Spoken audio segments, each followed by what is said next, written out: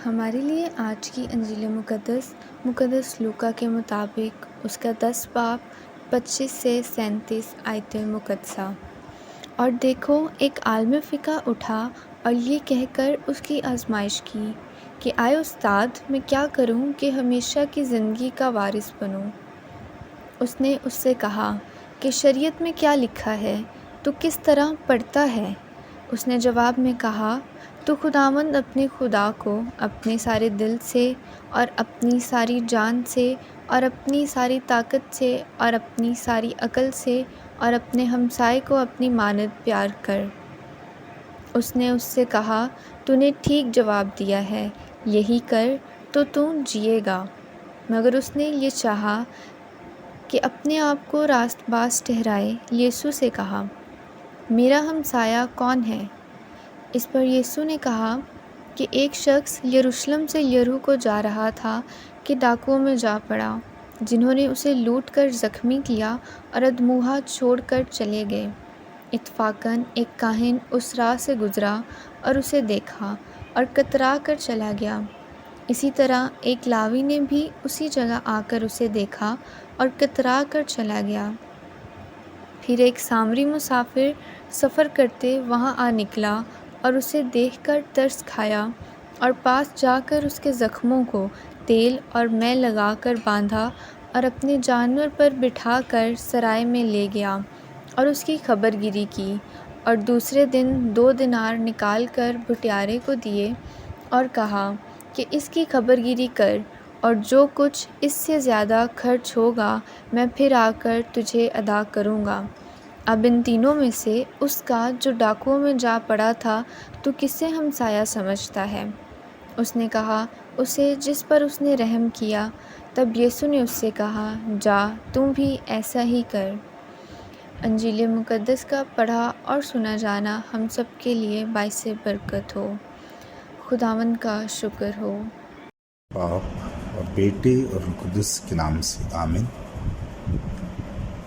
میرے عزیزو، ہمیشہ کی زندگی، ابدی زندگی اور امر ہر کوئی ہونا چاہتا ہے۔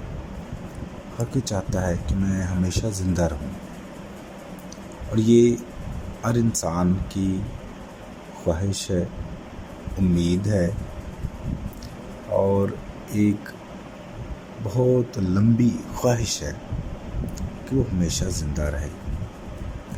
آج کے انجیل مقدس میں بھی ایک یہودی وکیل خداوند یسوع مسیح کے پاس آتا ہے اور خداوند یسوع مسیح بھی یہ سوال کرتا ہے کہ میں کس طرح ہمیشہ کی زندگی کا وارث بن سکتا ہوں۔ تو خداوند یسوع مسیح کہتا ہے کہ پاک کلام میں کیا لکھا ہے؟ تو کہتا ہے کہ اپنے ہمسائے کو اپنی مانند پیار کر۔ میرے خداوند یسوع مسیح جب اسے یہ کہتا ہے کہ پاک کلام میں کیا لکھا ہے، تو پاک کلام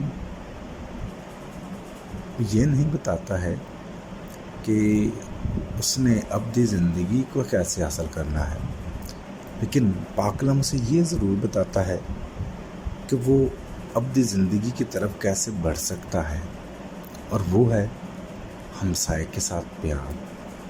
اور پیار بھی ایسا کہ جیسا انسان اپنے آپ کو کرتا ہے، ایسا پیار ہمسائے کو کرنا ہے۔ یعنی جو کچھ ہم اپنے لیے پسند کرتے ہیں، ہم اپنے لیے اچھا چناؤ کرتے ہیں، اچھی چیزیں چنتے ہیں، ہم چاہتے ہیں کہ ہمارے ساتھ اچھا ہو، تو ویسا ہی ہم دوسرے کے بارے میں سوچیں۔ یہ الفاظ کہ اپنے ہمسائے کو اپنی مانند پیار کرنا بہت آسان سے لگتے ہیں سننے میں بھی، اور ایسے لگتا ہے کہ جیسے کرنے میں بھی بہت آسان ہوں گے۔ یس، آسان ہیں، لیکن عملی زندگی میں جب یہ آتے ہیں تو شاید تھوڑے مشکل ہوتے ہیں، کیونکہ پھر ہم نے دوسرے کے ساتھ وہ کرنا ہے جو اپنے لیے ہم چوز کرتے ہیں، جس کا چناؤ اپنے لیے کرتے ہیں۔ تو یہ چناؤ جو ہے اپنے ہمسائے کے لیے، یہ چناؤ اپنے ضرورتوں کو دیکھنا اور وہی دیکھنا کہ دوسرے کی بھی یہ ضرورتیں ہیں. تو یہ سارا کچھ کرنے کا مطلب کہ اپنے آپ کو توڑنا ہے.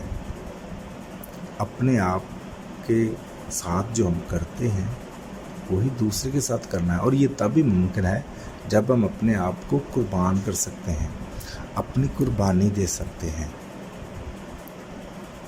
تو یہ قربانی جو ہے یہ ہم خدا یسوع مسیح سے سیکھتے ہیں. اس کے لیے ہر کوئی ہمسایہ تھا, اس لیے اس نے ہر ایک کے لیے جان دی. پوری دنیا کے لیے, پوری کائنات کے لیے اس نے جان دی. اس کا ہمسایہ ہر کوئی تھا. تو وہ چاہتا تھا کہ جس طرح میں باپ کا بیٹا ہوں ویسے ہی سب اس کے بیٹے اور بیٹیاں بنیں, جو گناہ میں تھے, جو گناہ سے آلودہ تھے, جو خدا سے دور تھے. تو وہ چاہتا تھا کہ جس طرح میں خدا کے پاس ہوں, اس کے قریب ہوں, اس کا بیٹا ہوں, ویسے ہی سب میرے خون سے دھل کر, میرے خون سے اپنے آپ کو صاف کر کے اس کے بیٹے اور بیٹیاں بنیں. تو خدا یسوع مسیح ہمیں سکھاتا ہے کہ ہم نے کس طرح حقیقی پیار اپنے ہمسائے کے ساتھ کرنا ہے. تو یہ اپنے آپ کو قربان کرنے کی بات ہے, بانٹنے کی بات ہے کہ خدا یسوع مسیح جیسے اپنا آپ کو بانٹ دیتا ہے ویسے ہم نے بھی شیئر کرنا ہے, دوسروں کے ساتھ بانٹنا ہے جو کچھ ہم کر سکتے ہیں. یہ بانٹنے کا مطلب کہ اپنے الفاظ, اپنے اچھے الفاظ, اپنا اچھا کردار دوسروں کو ہمت اور طاقت اور جذبہ اور حوصلہ دے کر ہم دوسروں کے ساتھ پیار کر سکتے ہیں. بہت دفعہ شاید ہم صرف یہی سوچتے ہیں کہ ہمسائے کو مالی طور پر پیار کیا جا سکتا ہے, لیکن خدا یسوع مسیح سے بڑھ کر بتاتا ہے کہ ہم اپنے آپ کو توڑ کر بھی پیار کر سکتے ہیں. تو میرے زواج کا دلی اقتباس ہمیں یہی سکھاتا ہے کہ ہم دوسروں کو اپنی مانند پیار کریں. خدا ہمیں ایسا کرنے کی توفیق دے. آمین.